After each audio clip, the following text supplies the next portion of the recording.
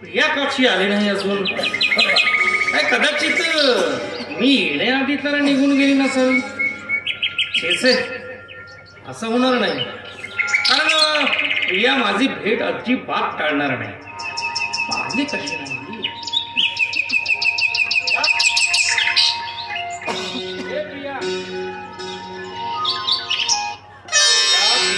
किती उशीर? मी कुठं उशीर केला? मी जरा वेळेवरच आली. किती उशीर झाला रे बाबा. बरं काय रे? नाही म्हणजे मला असं म्हणायचं आहे की तू मला भेटण्यासाठी मला उशीर उशीर म्हणतोयस की नाही म्हणून विचारते. मला एवढा उतावीळ का असं म्हणायचं आहे तुला? अरे वा. खरं सांगू प्रिया, तर तुला भेटण्यासाठी मी नेहमीच उतावीळ असतो. आणि महत्वाचं असं की तू जर माझ्या डोळ्यासमोर नसलीस ना, की या विश्वरूपी वाढवंटात मी गुदमरून मरतो की काय असंच वाटायला. म्हणजे माझ्यावर विश्वास नाही तुझा? अरे विश्वास वगैरे सगळंच आहे. बरं ठीक आहे, तू असं म्हटलंस मी मान्य केलं. पण मला सांग, जर का मी अगदी तुझ्या जवळ असते तेव्हा तुला कसं वाटतं? आता तू जवळ असलीस की असं वाटतंय की तू तुझ्या जादूने माझ्या गळ्यात मोहनमाळ घालतेस की पुरे कर. आता आणखी किती स्तुती करणार आहेस तू माझी? खरं तेच सांगतो. हो ना, मोहनमाळ वगैरे वगैरे काय आहे? अरे साक्षात शिरवाडकरांसारखे शब्द प्रभूंनी फिके पडतील अशी तुझी शब्दांची गुंफण आहे बघ. नाही प्रिया नाही. अगं त्या महान लेखकाशी तुलना करून उगीच थट्टा करू नकोस माझी.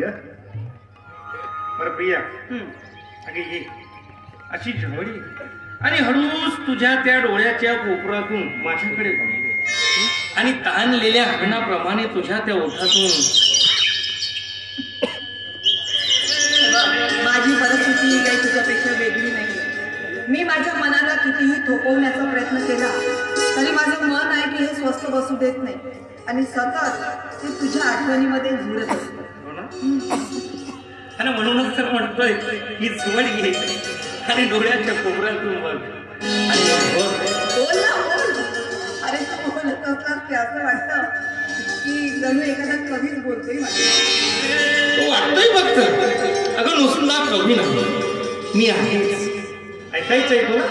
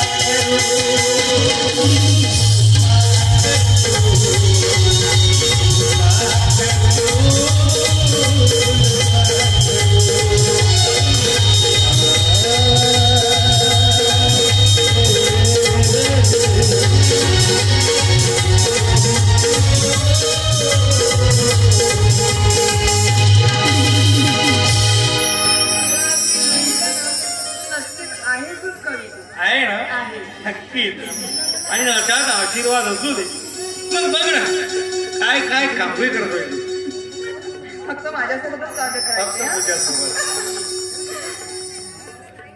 हे सगळं ठीक आहे पण श्रीकांत मला सारखी भीती वाटते रे. नाही म्हणजे हेच की तुझ्या सहवासामध्ये असताना मी माझ्या बाबांच्या अपेक्षा पूर्ण करण्यास असमर्थ. अगं वेडी आहेस तू, अगदीच वेडी आहेस. हे बघ कृष्णाने जसं राधेवरती पवित्र निस्सीम आणि निर्मळ प्रेम केले ना, अगदी तेच प्रेम माझं तुझ्यावर आहे. तुला घाबरण्यासारखं काय आहे? घाबरण्यासारखं म्हणजे श्रीकांत, अरे माझ्या बाबांची परिस्थिती काय आहे हे तर तुला माहीतच आहे ना.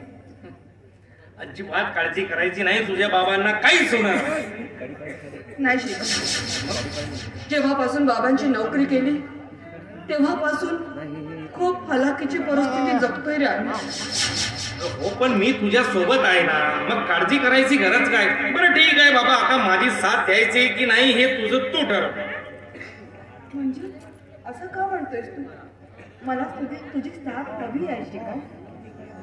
मी कुठं म्हटलं मी तुला साथ देणार नाही. खरं तर अगं या वर्तमानात अख्खं आयुष्य मी तुला दान केलंय. समर्पित केलंय. फक्त एवढंच बाबा, जर तुझ्या फार फार जर अपेक्षा असतील खूप मोठ्या मोठ्या, तर मी गरीब माणूस मात्र हे करू शकणार नाही. नाही श्रीकांत, म्हणजे असं काही समजून घेऊ नकोस तू. माझ्या काहीही अपेक्षा नाही. अच्छा, म्हणजे तुला माझ्याकडून काहीच नकोय? काहीच नको. पण काहीच नको. ठीक आहे. अरे मला सांग, एका स्त्रीला तिच्या आयुष्यामध्ये काय हवं असतं? प्रेम, सुख आणि समाधान. आणि ते जर का तिच्या नवऱ्याकडून तिला मिळालं, बस तिच्यासारखे या जगामध्ये सुख आणि समाधी आणि प्रेमाने भरलेले कोणी. चालेल चालेल चालेल. पण तू काही म्हण, तू मला माग किंवा मागू नकोस, पण मी तुला तुला एक नक्कीच देणार आहे. तू देणार? हो. ठीक आहे, चल आता तू म्हणतोय तर ते मला काय देणार आहे? कारण मी तुला देणार आहे त्या बाजूच्या कॅन्टीन मधील गरमागरम समोसे खाऊ घालणार. आता तू नाही म्हणायचं नाही. चल चल, तुला समोसे